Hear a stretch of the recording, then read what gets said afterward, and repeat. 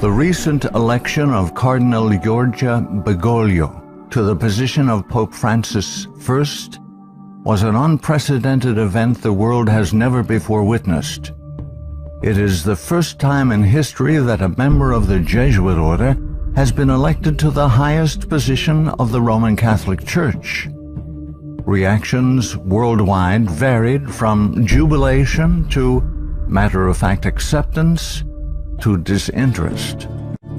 These very reactions reveal appalling ignorance of the true nature of the Jesuit order.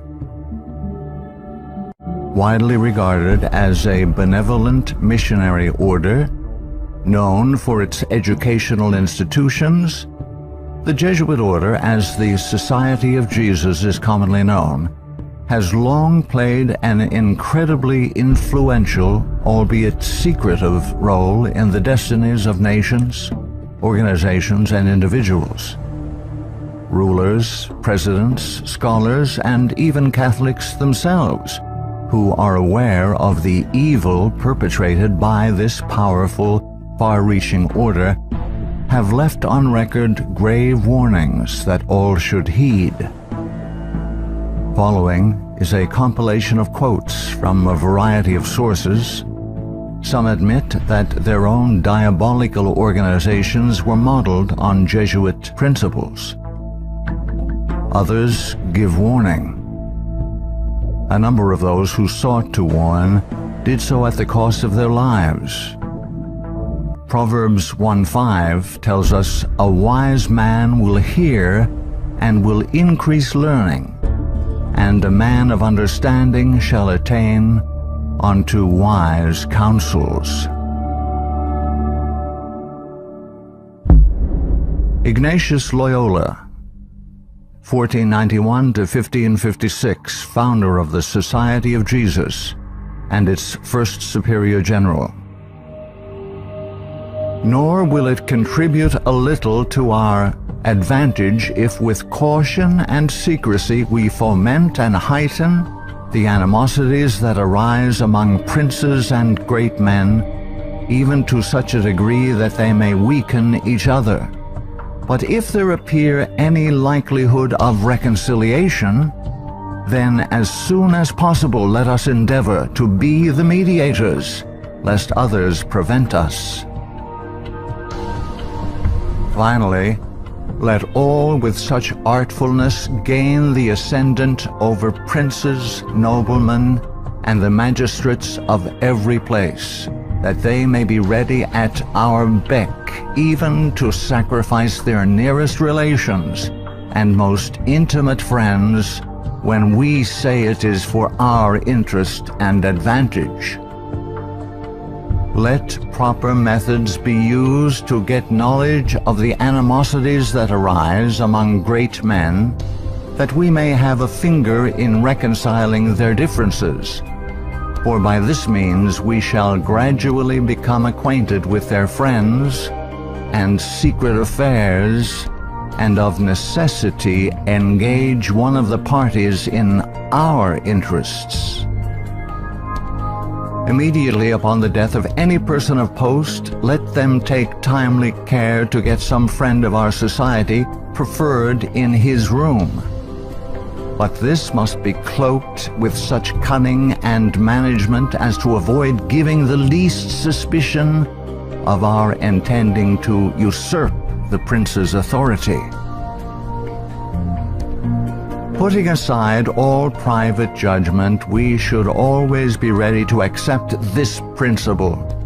I will believe that the white I see is black, if the hierarchical church so defines it. Princes and persons of distinction everywhere must, by all means, be so managed that we may have their ear, and that will easily secure their hearts, by which way of proceeding all persons will become our creatures, and no one will dare to give the society the least disquiet or opposition. Finally, the society must endeavor to effect this at least that having gotten the favor and authority of princes, those who do not love them at least fear them. Paolo Sarpi, 1552 to 1623, a Venetian patriot, scholar, scientist, and church reformer. They are a public plague and the plague of the world. From the Jesuit colleges there never is sent a pupil obedient to his father, devoted to his country, loyal to his prince. Every species of vice finds its patronage in them. There is no perjury, nor sacrilege, nor parricide, nor incest, nor rapine, nor fraud, nor treason which cannot be masked as meritorious beneath the mantle of their dispensation. Muccio Vitelleschi, 1562 to 1645, 6th Superior General of the Society of Jesus. When sovereigns require a Jesuit's opinion on any subject, the Jesuit in question is to report the matter to his superior, who is to lay it before several Jesuits for discussion. The resolution formed after this consultation is supplied to the Jesuit, who has been consulted by the sovereign. Priest Antoine Arnaud, 1612 to 1694. Do you wish to excite troubles, to provoke revolution, to produce the total ruin of your country? Call in the Jesuits and build magnificent colleges for these hot-headed religionists. Suffer those audacious priests in their dictatorial and dogmatic tone to decide on affairs of state. Michelangelo Tamburini, 1648 to 1730, 14th Superior General of the Society of Jesus. See, sir, from this chamber I govern not only to Paris, but to China, not only to China, but to all the world, without anyone to know how I do it. Pope Clement XIV, 1705 to 1774. Following are Pope Clement XIV's words upon signing the Bull of Suppression and Extinction of the Jesuits. A bull is the strongest legal document a pope can issue. The suppression is accomplished. I do not repent of it, having only resolved on it after examining and weighing everything, and because I thought it necessary for the Church. If it were not done, I would do it now. But this suppression will be my death. Pope Clement XIV knew the Jesuits very well, and expected to die at their hands. He was correct. He was poisoned. A peasant woman was persuaded by means of a disguise to procure entrance into the Vatican and offered to the Pope a fig in which poison was concealed. Clement XIV was exceedingly fond of this fruit and ate it without hesitation. The same day the first symptoms of severe illness were observed, and to these rapidly succeeding violent inflammation of the bowels. He soon became convinced that he was poisoned and remarked, "Alas, I knew they would poison me, but I did not expect to die in so slow and cruel a manner." His terrible sufferings continued for several months. When he died, the poor victim, said Cominen, of the execrable Jesuits to which the Bishop of Pistoia, Scipio di Ricci, the nephew and heir of Jesuit General Ricci, fully agreed. Pope Pius VII, the Pope who restored the Society of Jesus. Soon after Pope Pius VII was released from Napoleon's prison in 1814, he quickly restored the Society of Jesus with the papal bull Sollicitudo Omnium Ecclesiarum.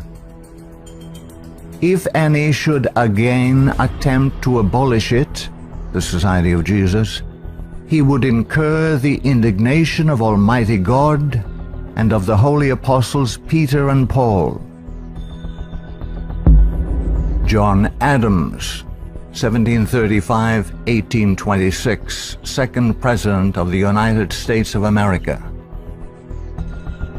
In 1816, John Adams wrote to Thomas Jefferson, third President of the United States, regarding the restoration of the Society of Jesus.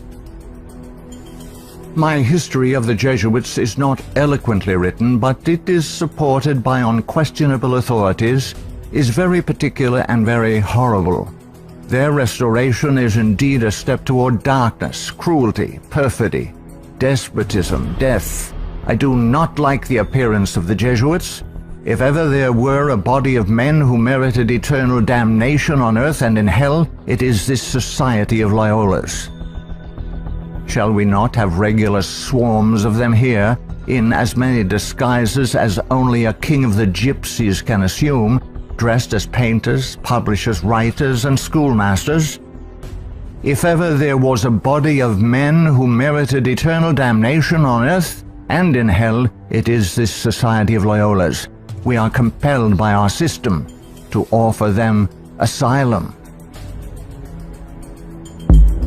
Napoleon Bonaparte, 1769 to 1821, Emperor of the French. The Jesuits are a military organization, not a religious order. Their chief is a general of an army, not the mere father abbot of a monastery. And the aim of this organization is power. Power in its most despotic exercise. Absolute power, universal power, power to control the world by the volition of a single man. Jesuitism is the most absolute of despotisms, and at the same time the greatest and most enormous of abuses. The general of the Jesuits insists on being master sovereign over the sovereign. Wherever the Jesuits are admitted, they will be masters, cost what it may.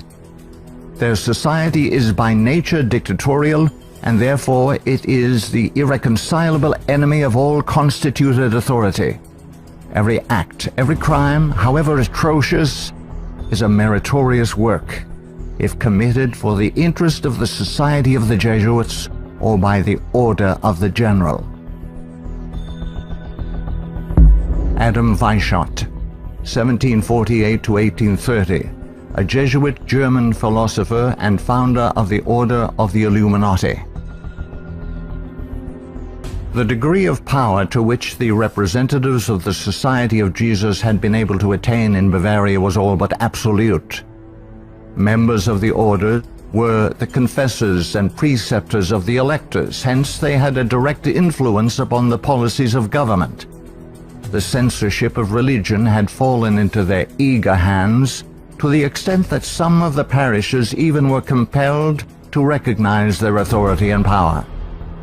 To exterminate all Protestant influence and to render the Catholic establishment complete, they had taken possession of the instruments of public education. It was by Jesuits that the majority of the Bavarian colleges were founded, and by them they were controlled.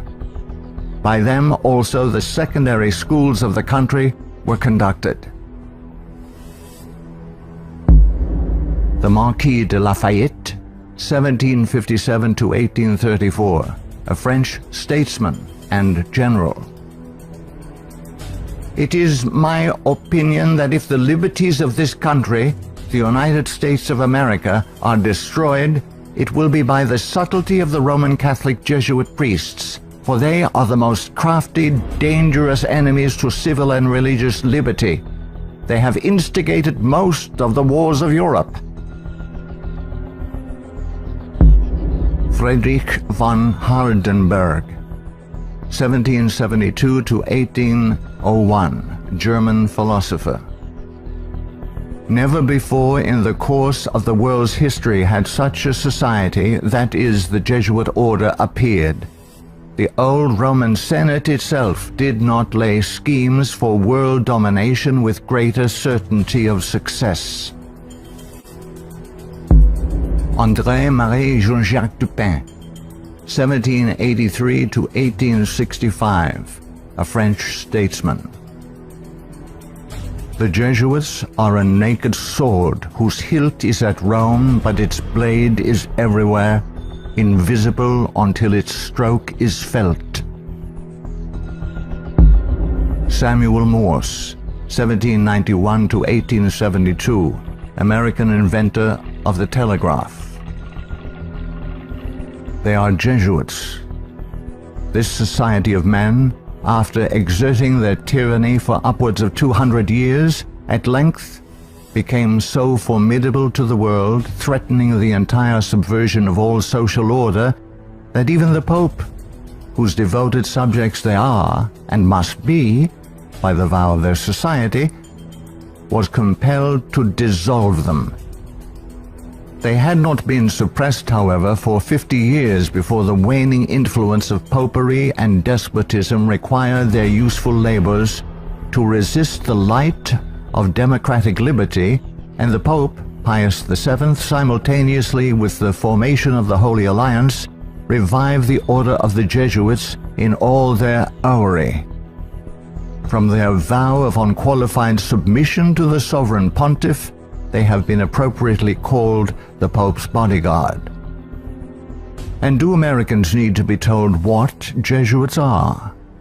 They are a secret society, a sort of Masonic order, with super-added features of revolting odiousness, and 1,000 times more dangerous. They are not merely priests or of one religious creed. They are merchants and lawyers and editors and men of any profession having no outward badge in this country by which to be recognized. They are about in all your society. They can assume any character, that of angels of light or ministers of darkness, to accomplish their one great end, the service upon which they are sent, whatever that service may be. They are all educated men, prepared and sworn to start at any moment and in any direction, and for any service, commanded by the general of their order, bound to no family, community, or country by the ordinary ties which bind men, and sold for life to the cause of the Roman pontiff. And who are these agents? They are for the most part Jesuits, an ecclesiastical order proverbial through the world for cunning, duplicity, and total want of moral principle, an order so skilled in all the arts of deception that even in Catholic countries, in Italy itself, it became intolerable and the people required its suppression.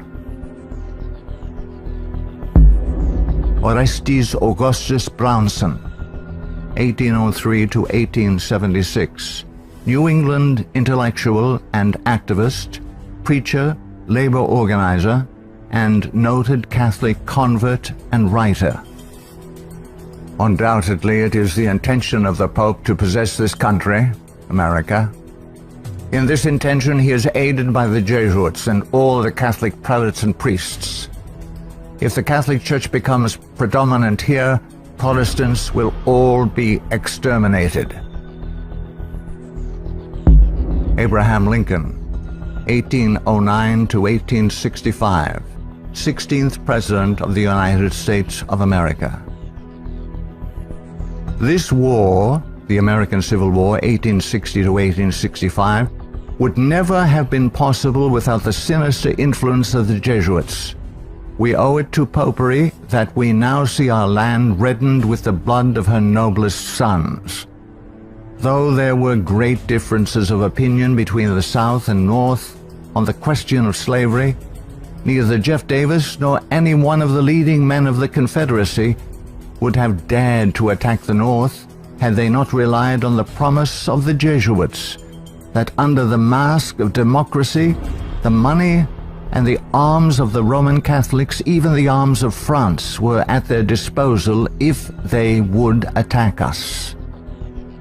The Protestants of both the North and South would surely unite to exterminate the priests and the Jesuits if they could learn how the priests and nuns and the monks which daily land on our shores under the pretext of preaching their religion are nothing else but the emissaries of the Pope, of Napoleon III, and the other despots of Europe to undermine our institutions, alienate the hearts of our people from our Constitution and our laws, destroy our schools, and prepare a reign of anarchy here as they have done in Ireland, in Mexico, in Spain, and wherever there are any people who want to be free.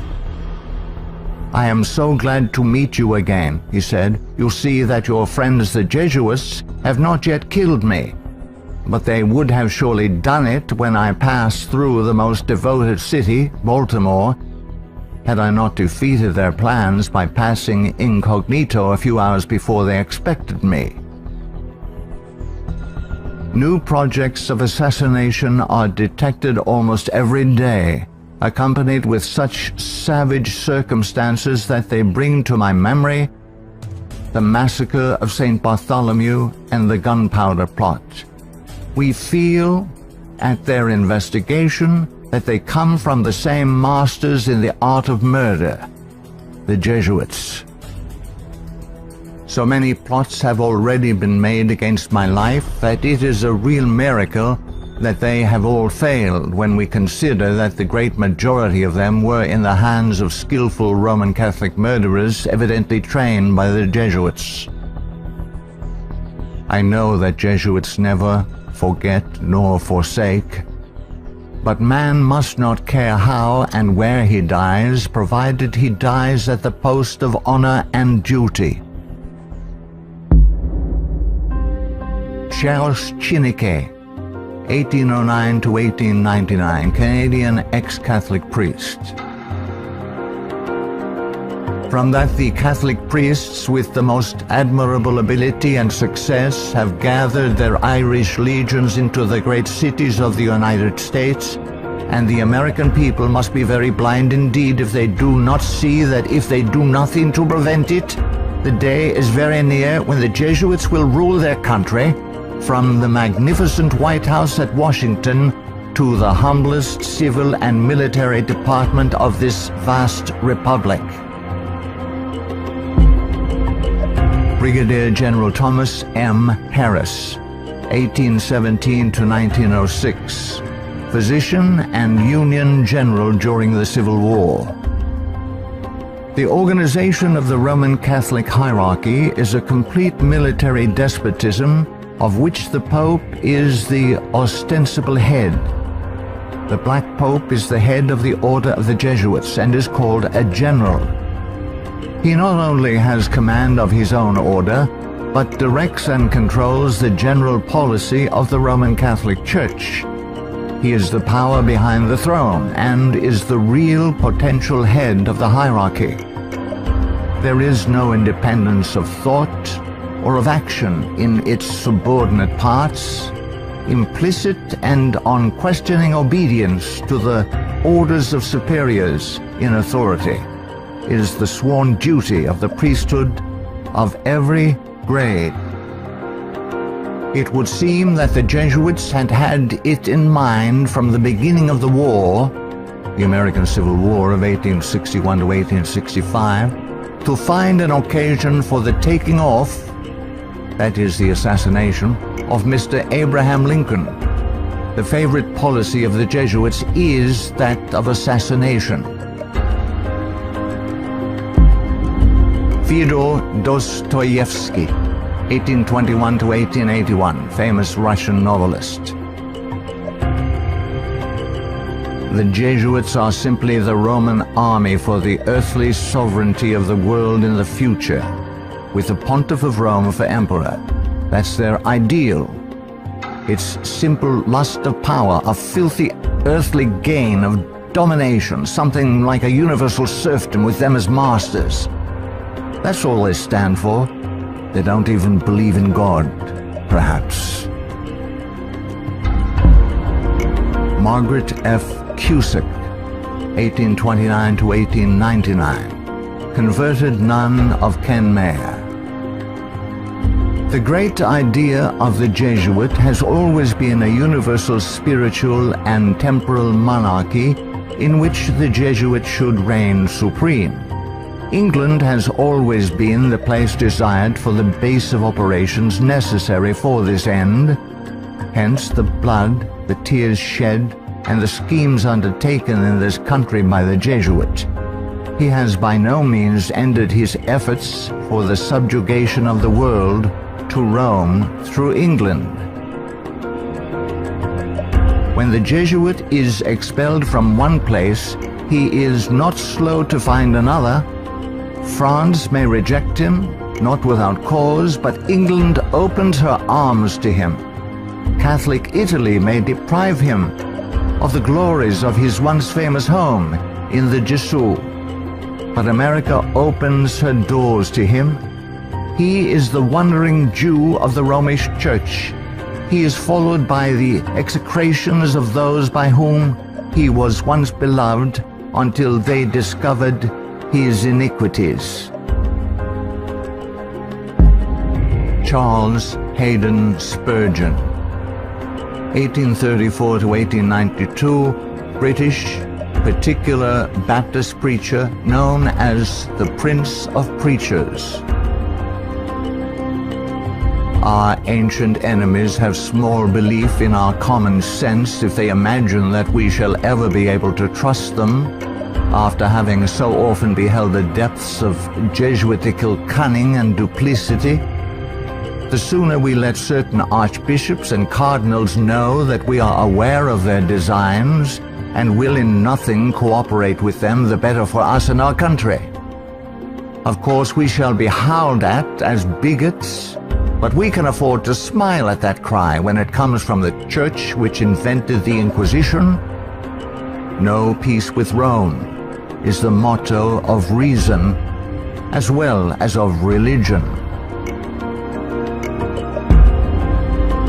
Richard W. Thompson, 1809 to 1900, Secretary of the Navy, United States of America.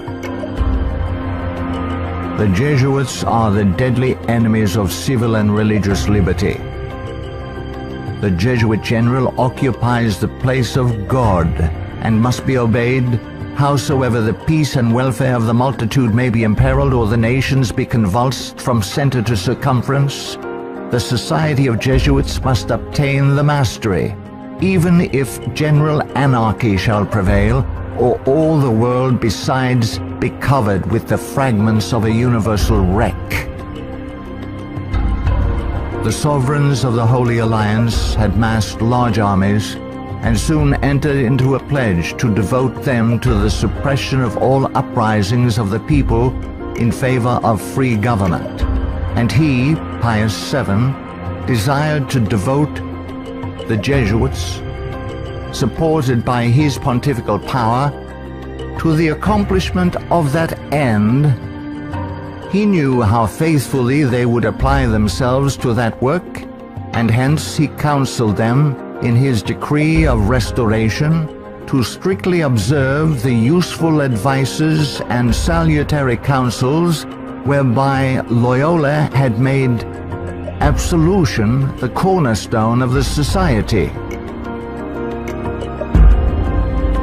Luigi de Sanctis, 19th century ex-official censor of the Inquisition. All these things caused the Father General of the Jesuits to be feared by the Pope and sovereigns. A sovereign who is not there, the Jesuits' friend, will sooner or later experience their vengeance. At what then do the Jesuits aim? According to them, they only seek the greater glory of God. But if you examine the facts, you will find that they aim at universal dominion alone. They have rendered themselves indispensable to the Pope, who without them could not exist, because Catholicism is identified with them.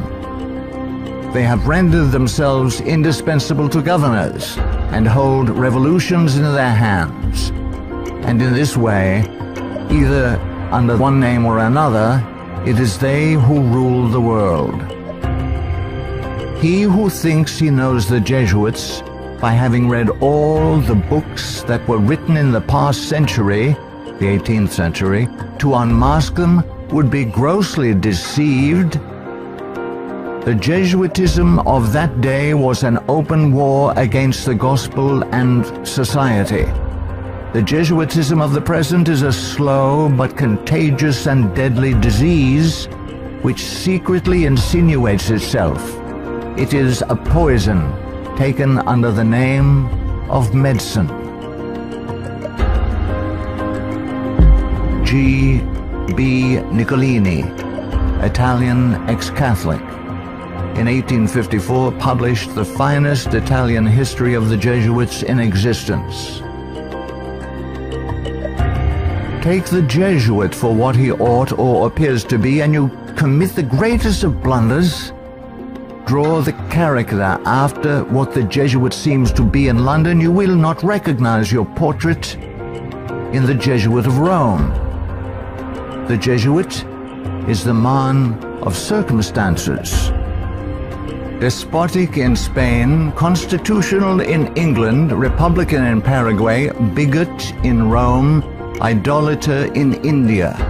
He shall assume and act out in his own person, with admirable flexibility, all those different features by which men are usually to be distinguished from each other.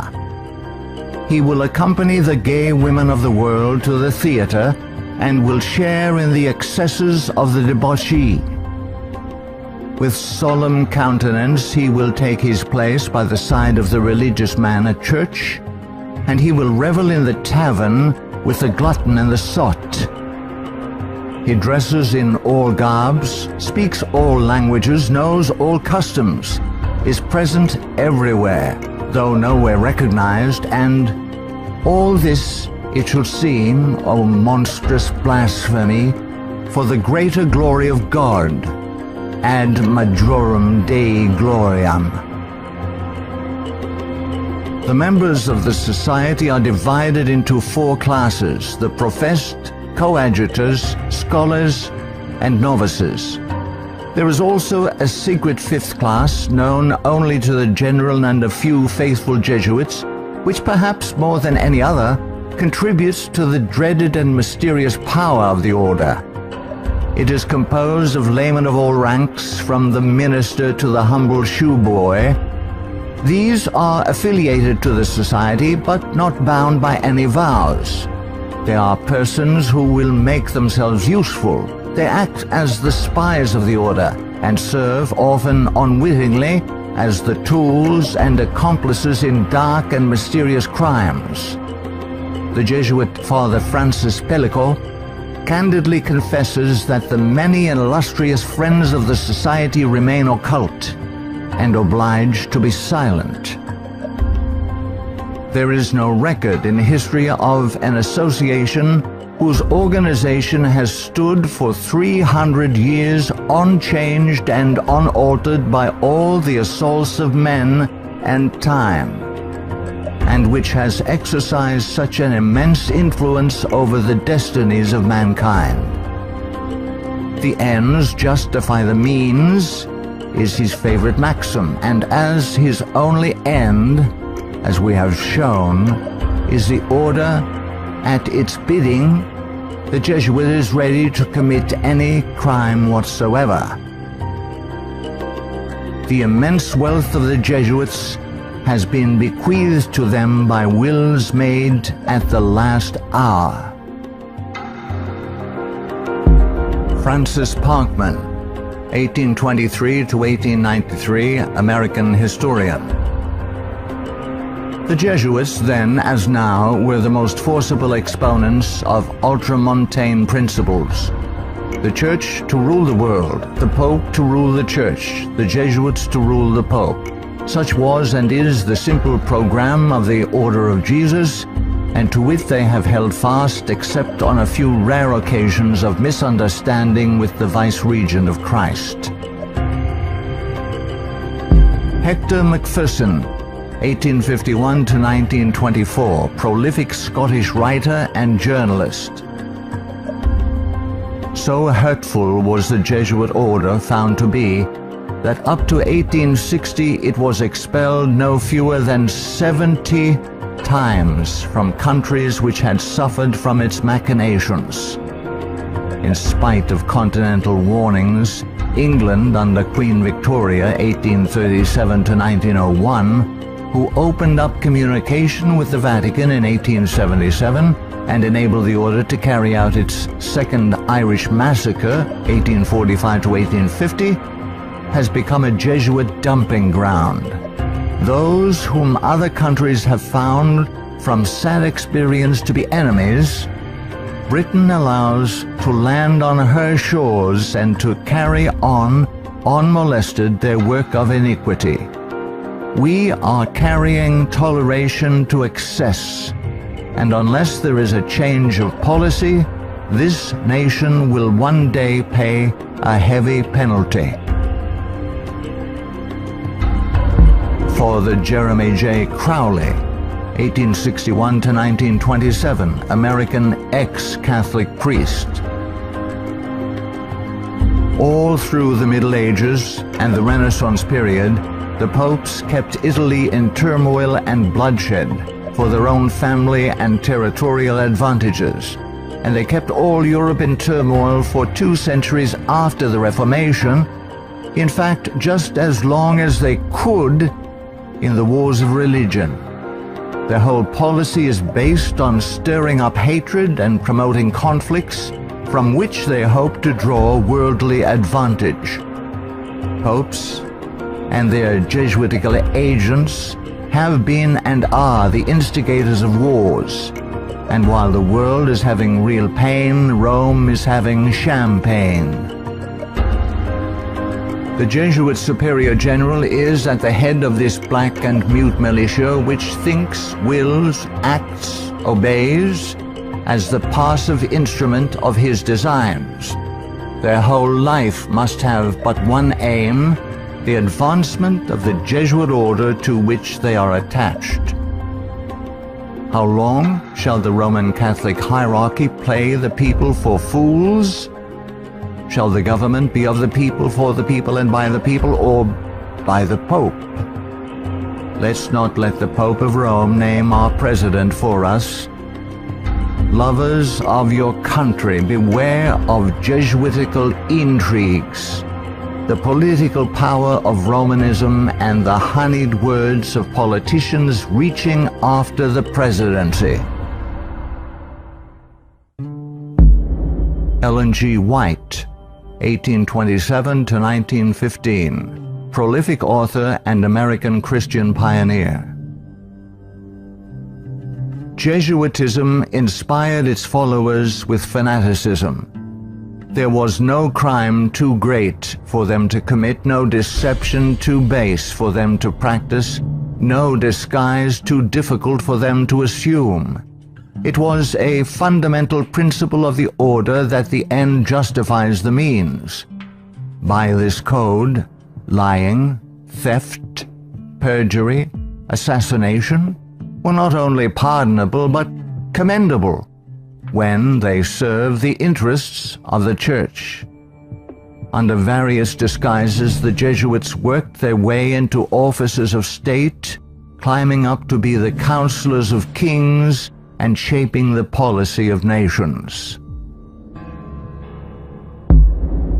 Edmund Ronayne, 1832 to 1911, former Freemason who served as both secretary and master of Keystone Lodge. The religion of Masonry is a system of absolute despotism, and like that of Rome, demands a blind, unquestioning obedience to all its laws, rules, and edicts, whether right or wrong. What a singular commentary on the indifference, the subserviency, or the cowardice of society, that an institution professedly organized by such cunning knaves, the Jesuits, and for such base purposes, and which has been sustained by fraud, falsehood and deception from the commencement of its career to the present time should be permitted today to dictate to, if not virtually to rule the nation, and to create such a dread in communities that even some of the ministers of Christian denominations who detest its vile philosophy and who would like to see it swept from the face of the earth are absolutely afraid to mention its name, either in the pulpit, the prayer meeting, or the Sabbath school, lest its secret vendetta vengeance might, in some concealed manner, be wreaked upon them. Adolf Hitler, 1889 to 1945, Austrian-born German politician and the leader of the Nazi Party. I have learned most of all from the Jesuit order. So far, there has been nothing more imposing on earth than the hierarchical organization of the Catholic Church. A good part of that organization I have transported direct to my own party. The Catholic Church must be held up as an example. I will tell you a secret. I am founding an order. In Himmler, I see our Ignatius de Loyola. Walter Friedrich Schellenberg, 1910 to 1952, German SS Brigadier Führer, who rose through the ranks of the SS to become the head of foreign intelligence. The SS had been organized by Himmler according to the principles of the Jesuit order. The rules of service and spiritual exercises prescribed by Ignatius de Loyola constituted a model which Himmler strove carefully to copy. Absolute obedience was the supreme rule. Every order had to be executed without comment. Avro Manhattan, 1914 to 1990, a writer and philosopher. The Jesuits are one of the largest stockholders in the American Steel Company, Republic, and National. They are also among the most important owners of the four greatest aircraft manufacturing companies in the U.S., Boeing, Lockheed, Douglas, and Curtiss-Wright. No political event or circumstance can be evaluated without the knowledge of the Vatican's part in it, and no significant world situation exists in which the Vatican does not play an important explicit or implicit role. Alberto Rivera, 1935 to 1997, ex-Jesuit. The higher I went in the Jesuit order, the more corruption I saw within the institution. I was invited to attend a secret black mass by high-ranking Jesuits, including Superior General Pedro Arrupe, in a monastery in the northern part of Spain. When I knelt to kiss the ring of a high official, I saw a symbol on that ring that made my blood run cold. It was a Masonic symbol, the compass and the square. A thing I hated, and I had been told to fight against it. I found out the Jesuit general was also a Mason and a member of the Communist Party in Spain.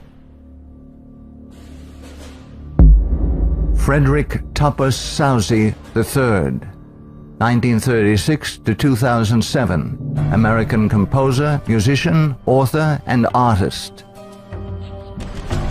The Roman Inquisition had been administered since 1542 by the Jesuits. Edmund Paris, 1894 to 1970, author of The Secret History of the Jesuits. The public is practically unaware of the overwhelming responsibility carried by the Vatican and its Jesuits in the starting of the two world wars, a situation which may be explained in part by the gigantic finances at the disposition of the Vatican and its Jesuits, giving them power in so many spheres, especially since the last conflict. The Jesuits are a secret society, a sort of Masonic order, with super-added features of revolting odiousness and 1,000 times more dangerous.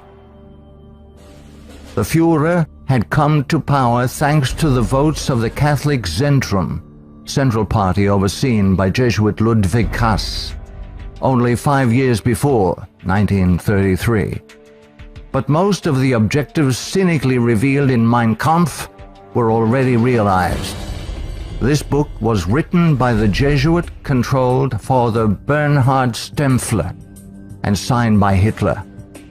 For it was the Society of Jesus which perfected the famous Pan-German program as laid out in this book, and the Führer endorsed it.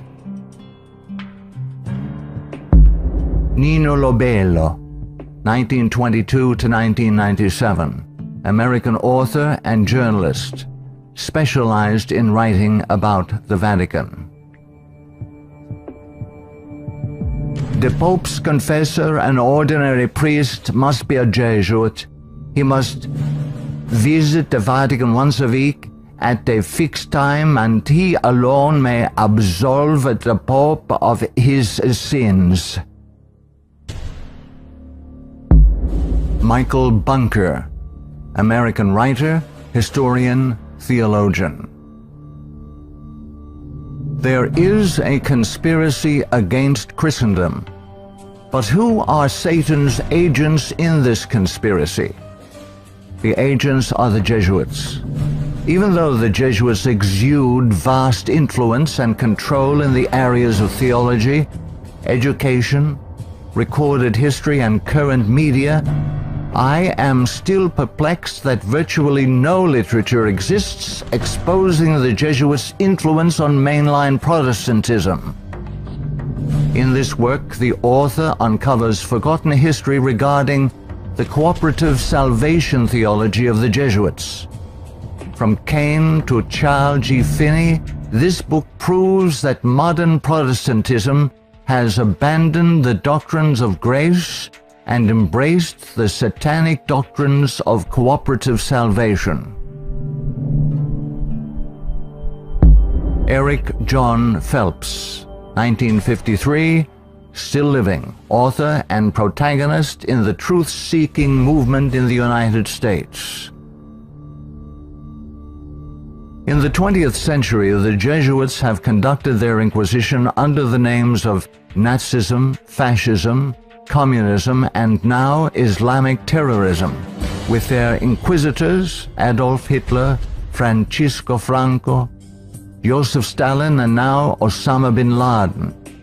Today, the Black Pope orders his Holy Office of the Inquisition, renamed in 1965 the Sacred Congregation for the Doctrine of the Faith, through his international intelligence community headed by papal knights, including Skull and Bonesman George W. Bush.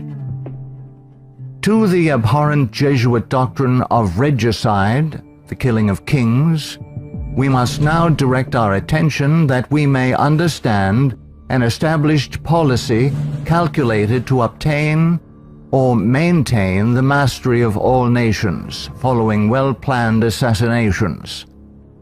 In the past, the order's assassins were either Jesuits, like Jacques Clement, or killers easily connected to the influence of the company, men like John Wilkes Booth.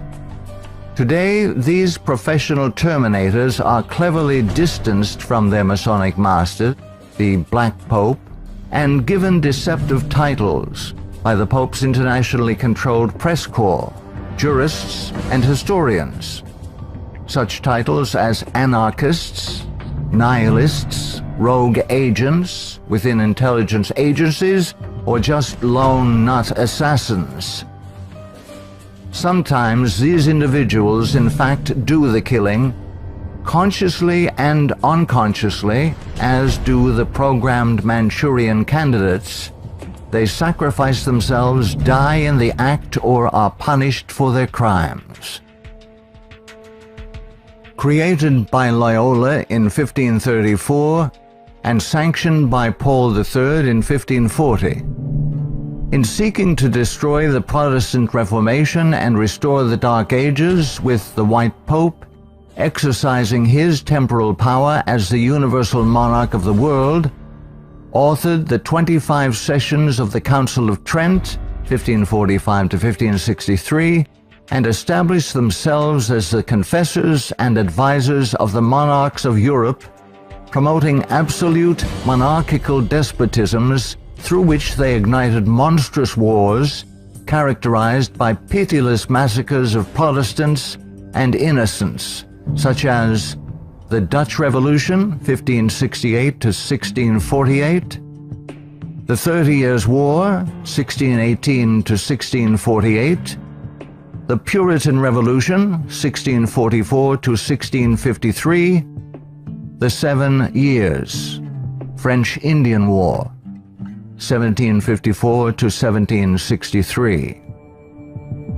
While oppressing and weakening the peoples of the nations and the Semitic Hebrew Jewish race with the Holy Office of the Inquisition, aided by the Knights of Malta and later Scottish Rite Freemasonry from 1540 to 1773, we as God's people in 14th Amendment America have received the Lord Jesus Christ as our personal Savior according to His blessed gospel set forth in His infallible Holy Scriptures.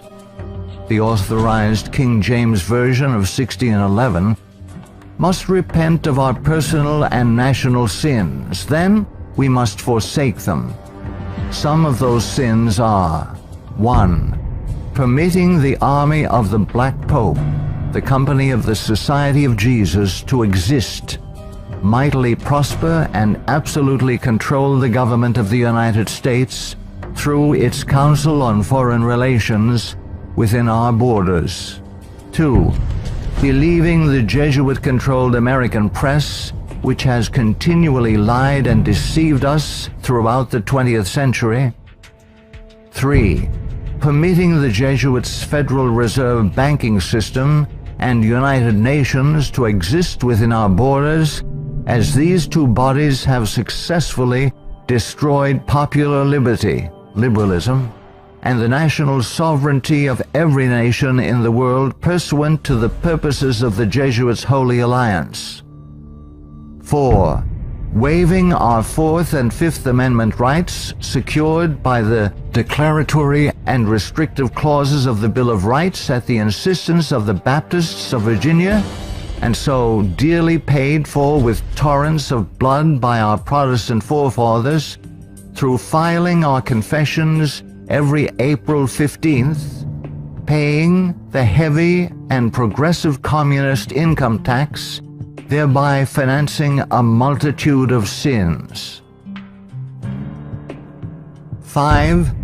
Permitting the drafting, vaccinating, and sending of our sons abroad to fight the Pope's foreign wars, such as the war in Vietnam and the recent wars in Serbia, Iraq, and now Afghanistan, resulting in the further destruction of American liberals and foreign heretics so condemned by the Jesuits' Council of Trent. 6.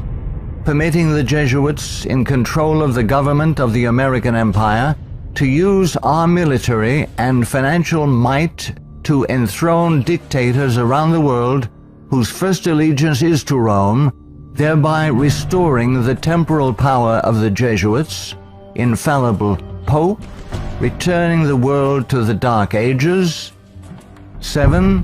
Consenting to the Jesuits' Supreme Court decisions in removing the Protestant Bible and prayer from the bulwark of American liberty so hated by the Jesuits, the public school system. 8. Consenting to the immigration of millions of Roman Catholics and pagan persons of color whose loyalty to the Pope or their own race, religion, and nationality is greater than their loyalty to our Protestant Constitution and Republican form of government, thereby creating a multitude of agitations justifying more centralization of power in Washington, D.C., and through amalgamation, the Africanization of the American white Celtic Anglo-Saxon race being historically the greatest enemy of the Jesuit order, especially its Bible-believing Protestants and Baptists, as intended by the Company of Jesus pursuant to its Jesuit oath. 9. Consenting to the Jesuit Supreme Court's several decisions of forced integration, resulting in the destruction of both the white and black races through amalgamation, as the exchange of viruses, bacteria, and parasites, unique to each race, creates powerful combinations in the offspring, producing a non-resistant, weak, and sterile population within 5 generations. 10. Consenting to the Jesuit Supreme Court's decision of legalized abortion, resulting in the mass murder of unborn babies, polluting the land with innocent blood, ultimately collapsing the Ponzi scheme called the Social Security system, justifying mass murder of the elderly by the coming fascist dictator, provoking the Lord against us to consume us, until there be no remnant nor escaping in the land, by means of a massive military invasion composed of a coalition of nations, cleansing the land with the blood of unrepentant and unforgiven American murderers. 11. Succumbing to race hatred as a result of Jesuit-controlled Masonic agitators such as the White Knights of the Ku Klux Klan and the Black Nation of Islam, justifying the imposition of martial law when the inner-city race wars begin. 12. Sheepishly giving up our real wealth, gold and silver coins in exchange for indulgences, the Jesuits' worthless paper money called Federal Reserve notes, and thereby becoming a nation of overworked, unprincipled, money-hungry thieves. 13. Consenting to the cattle brand of the Jesuits' Social Security number as a means of identification to be used by their international intelligence community, begun by Hitler's SS at Dachau, it being the forerunner of. 14. Obeying the evil 1968 gun law of Nazi origin and thereby, upon purchasing new firearms, blindly registering our guns, our swords of just defense, enabling the coming Jesuit-controlled white fascist military dictator to ultimately take them from us, making our annihilation sure pursuant to the Council of Trent. 15. Committing a multitude of personal sins, both public and private, ensuring that our annihilation will be a righteous act in the eyes of both the risen Son of God and mortal man. Far from being the benevolent educational missionary society many view the Society of Jesus as being, the Jesuit order is responsible for some of the most heinous acts in recorded history. They have battled truth and righteousness, crushed religious liberty, influenced kings, and sought to mold the course of history to carry out their own agenda. Now that the visible head of the Roman Catholic Church is himself a member of this order, the power of the Jesuit order is complete. Let all who love truth, all who love freedom, take heed and beware of the danger now facing the world in the person of Pope Francis I. Error and wickedness will ever seek to use force against truth and righteousness. Now is the time to draw close to Yahuwah, setting aside the sin that doth so easily beset, and surrender all to the Creator. He will accept all who come to him in faith. A prudent man foreseeth the evil, and hideth himself, but the simple pass on and are punished.